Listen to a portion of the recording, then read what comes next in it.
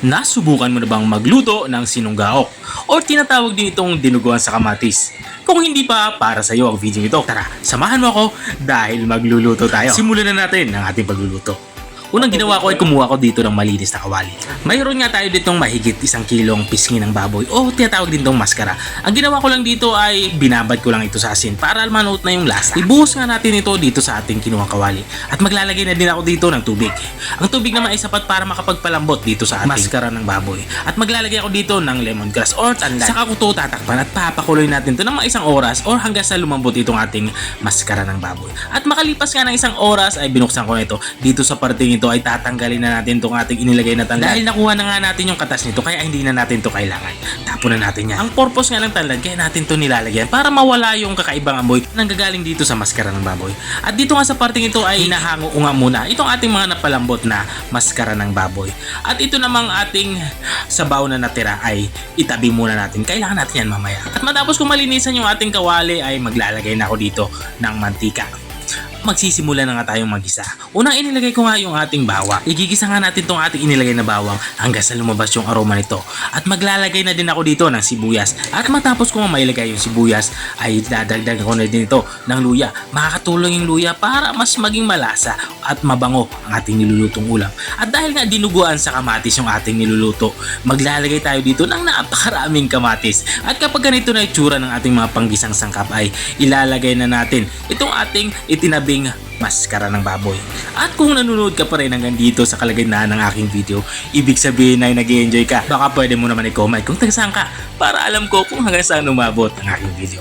At balik nga tayo dito sa ating nilulutong ulam. Dito sa parteng ito ay naglalagay na ako dito ng hilaw na papaya. Igigisa nga natin ito kasama nitong ating maskara ng baboy at maglalagay na din ako dito ng pamintang durog. Para sa ating umami, maglalagay ako dito ng ajinomoto or bitchin. Pero kung hindi naman kayo gumagamit ng bitchin, pwede naman magic sarap.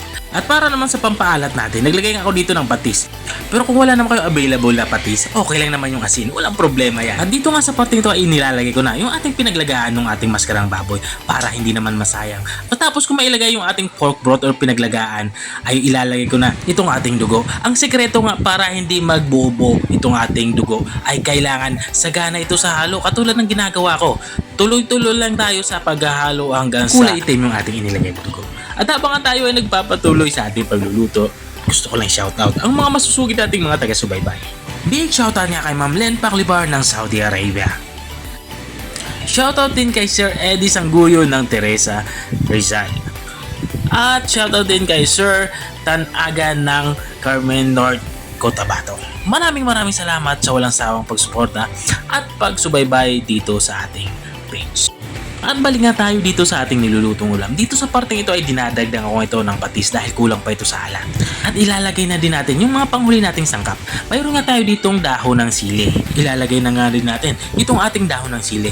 Matapos natin ito mailagay na dahon ng sili, ay haluin ko lang ito pa ilalim para madali itong maluto. At maglalagay na din ako dito ng green na sili or siling panigang. At matapos natin mailagay itong ating mga panghuling sangkap, ay itatakpan lang natin ito para isimmer pa ng kahit 1 minuto pa para lang mas lumapot pa yung ating sabaw. At makalipas nga ng 1 minuto ay dito binuksan ko na ito. Dito nga sa parte ito ay lutong-luto na nga at ready to serve na yung ating ulam pananghalian. Ito nga yung ating tinatawag na sinunggaok or dinuguan sa kamatis. Kung nakarating ka hanggang dito sa dulo ng aking video, maraming salamat sa panunood. Kung nagustuhan mo naman yung bago nating recipe ibinahagi, baka pwede mo naman to i-share. O siya, hanggang dito na lang ako dahil natatakam na ako sa ulam namin. Kita-kita ulit sa mga susunod kong mga videos. Paalam! Bye-bye!